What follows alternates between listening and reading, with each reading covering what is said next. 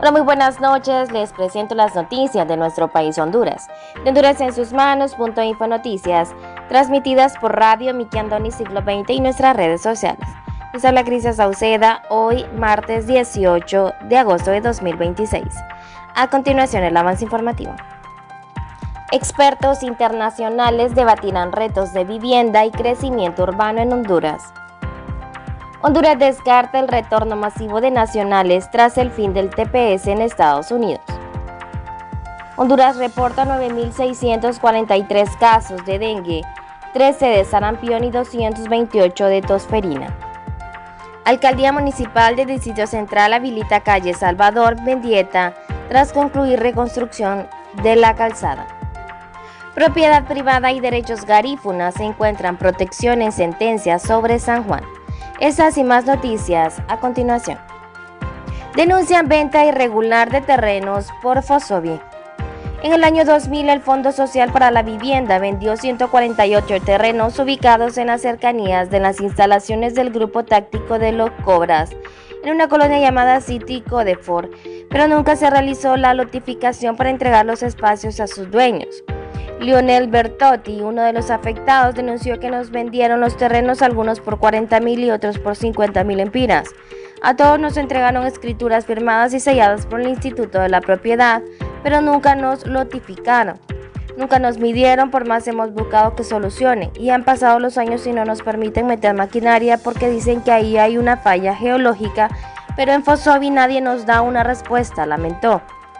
Bertotti contó que personal de la Comisión Permanente de Contingencias les ha advertido sobre una falla geológica en la zona, por lo que ha buscado respuestas en la Alcaldía Municipal del Distrito Central, solicitando la clave catastral, pero no ha sido posible.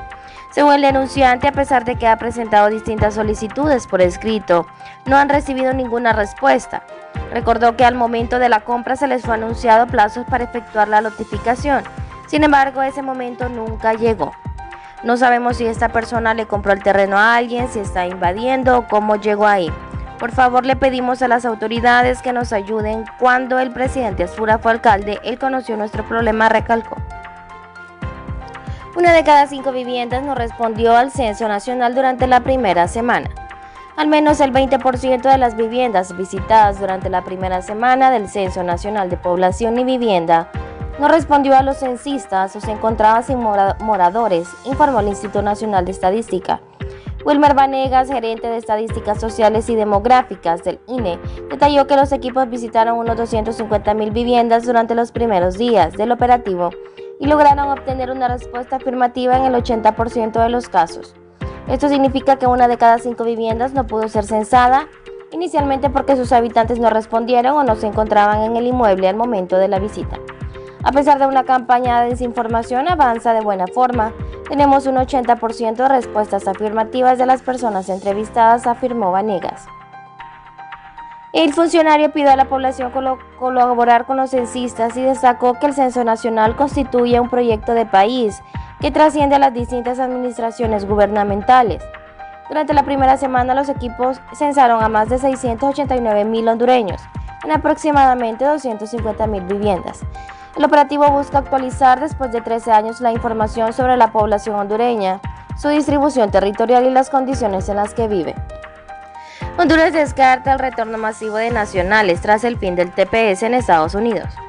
El gobierno de Honduras confirmó este martes el fin del estatus de protección temporal para más de 55.000 hondureños en Estados Unidos y descartó de momento un retorno masivo inmediato o un golpe severo a las remesas, mientras gestiona ante Washington una transición ordenada. La canciller hondureña Mireya Agüero señaló que la terminación del TPS para el país centroamericano es una realidad con efectos concretos, luego de que el Servicio de Ciudadanía e Inmigración estadounidense confirmara en septiembre de 2025 la cancelación del beneficio, decisión que fue posteriormente objeto de recursos de acciones judiciales. Sin embargo, Agüero indicó que fallos de la Corte Suprema estadounidense emitidos en junio de 2026, relacionados con Haití y Siria, limitaron las posibilidades de revisión judicial de este tipo de decisiones, mientras que este martes se conoció también una resolución vinculada con Etiopía. La Alcaldía Municipal del Distrito Central habilita calle Salvador Mendieta tras concluir reconstrucción de la calzada. La Alcaldía Municipal del Distrito Central, bajo la gestión del alcalde Juan Diego Zelaya, habilitó este lunes la calle Salvador Mendieta luego de concluir la reconstrucción de su calzada, una obra que mejora la movilidad en este sector del centro histórico de Honduras. Por este corredor circulan aproximadamente 6.000 vehículos al día. El proyecto se ejecutó entre la avenida Colón y el paseo Liquidambar, tramo que utilizan conductores que ingresan y salen del centro de la capital y quienes se desplazan desde Barrio Abajo y La Leona. José Miguel Sierra, director de Infraestructura Vial y Movilidad Urbana, informó que las cuadrillas reconstruyeron cerca de 40 metros lineales de calzada de adoquín, con 3 metros de ancho y otros 20 metros lineales de concreto que presentaban deterioro. Los trabajos incluyeron el retiro de los adoquines y el material de relleno saturado, seguido de la colocación de una nueva estructura de pavimento con material selecto y base triturada, estabilizada con cemento. Las cuadrillas reutilizaron los adoquines recuperados y colocaron concreto hidráulico nuevo en el cruce sobre el paseo Liquidambar.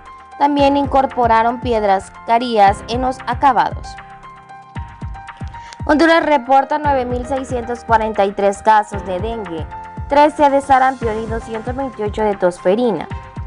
La jefa del programa ampliado de inmunizaciones, doctora Odalis García, informó este martes que Honduras registra 9.643 casos de dengue, 13 de sarampión y 228 de tosferina, hasta la semana epidemiológica 31 de 2026. García detalló que del total de casos de dengue, 7.671 corresponden a pacientes sin signos de alarma, 1.872 presentan signos de alarma y 114 padecen dengue grave. Las autoridades contabilizaron 16 casos de otras arbovirus, 6 de chikungunya y 10 de Zika. La funcionaria señaló que las regiones metropolitanas del Distrito Central y San Pedro Sula, además de Olancho, Choluteca y Yoro, registran una incidencia de dengue superior al promedio nacional. Las regiones que presentan la mayor incidencia de casos, en este caso del dengue, son las regiones metropolitanas Olancho, Choluteca, la metropolitana de San Pedro Sula, Yoro, indicó. En cuanto al gusano barrenador, las autoridades reportan 255 casos a nivel nacional y no registran nuevos fallecimientos. Zonas francas en Honduras se consolidan como grandes empleadoras de mujeres. La zona franca en Honduras se ha consolidado como la mayor fuente de empleos para mujeres, según un informe de prensa de la oficina del secretario técnico de Próspera, sede Jorge Colindres, sobre zonas económicas especiales a nivel global, regional y hondureño. Honduras es el segundo país de América Latina por número de regímenes de zona franca, con 151, detrás de República Dominicana y por delante de Colombia. En su variable de valor, el total de personas ocupadas en zonas francas que operan en el territorio hondureño asciende a 129.239 personas, conforme a datos proporcionados por el Banco Central de Honduras. En la composición del empleo suma 53.039 mujeres ocupadas y hombres 76.200. Significa una participación femenina del 41.0%, de acuerdo con la misma encuesta de la Autoridad Monetaria. Sobre los salarios en el contexto de toda manufactura, esta generación de empleo representa un valor de 25.7% y sobre la fuerza laboral nacional un 3.5%. Propiedad privada y derechos garífunas se encuentran protección en sentencias sobre San Juan. La sentencia de la Corte Interamericana de Derechos Humanos sobre la comunidad garífuna de San Juan, TELA, establece la obligación del Estado de Honduras de proteger sus derechos territoriales colectivos, pero también reconoce que estos deben armonizarse con los derechos de terceros que hayan adquirido propiedades legítimamente y de buena fe. El fallo emitido el 29 de agosto de 2023 determinó que Honduras vulneró el derecho a la propiedad colectiva de la comunidad garífuna de San Juan. Sin embargo, la Corte aclaró que la propiedad comunitaria indígena no prevalece automáticamente sobre la propiedad particular y que cada situación debe analizarse de manera individual. Durante el proceso se constató que dentro del área reclamada existen viviendas, hoteles, comercios y propiedades privadas. El Estado reportó 7.620 habitantes no garífunas, además de 3.109 casas y lotes registrados, 11 complejos hoteleros y 180 establecimientos comerciales. La Corte también recibió documentación relacionada con propiedades privadas y el expediente registra más de 100 escrituras públicas de compra y venta a personas indígenas, así como permisos de construcción y documentos de dominio pleno otorgados en la zona. Y con esta noticia finalizamos el noticiero informativo de Honduras en sus manos. Info Noticias, transmitidas por Radio Miquiandón y Siglo XX en nuestras redes sociales. Les habla Cristian Sauceda y espero que tengan una feliz noche.